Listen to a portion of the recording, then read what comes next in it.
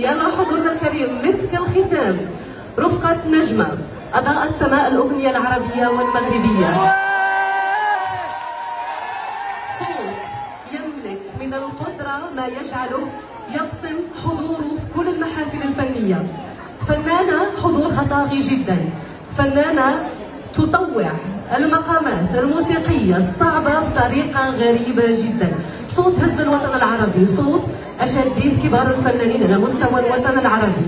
هي دنيا، ودنيا بطبيعة الحال هزت الدنيا بصوتها، بحضورها، بأسلوبها، بطريقتها، بضحكتها، بعطويتها. فاستحقت أن تكون رقم صعب في المعادلة الفنية. فنانة كتموت على الزاز والتفركيس والبلينغ بلينغ.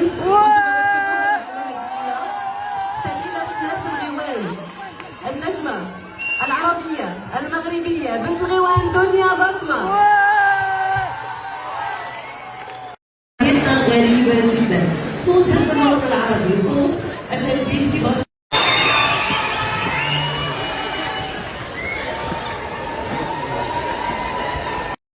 وملف غيوان جيجي لا يشاهد صفقة كبيرة، وكل المجموعات المغربية اللي خلات طابع كبير وخلات بصمة كبيرة في قلوبنا احنا كبار وصغار في المغرب وخارج الوطن طبعا. الف تحية للفرقة الموسيقية بقيادة المايسترو الأستاذ رشيد وبتصفيقات حارة. ويا حمامات طوبيات والطالعات فوق النخلات ويقولوا الملولى الرفنات وانا ويا بهدلي تعلي وتعالي أنا تعلي وتعالي وتعالي تعالي نعيد لك ما جري وأنا خليت أهلي وتبعت جيراني.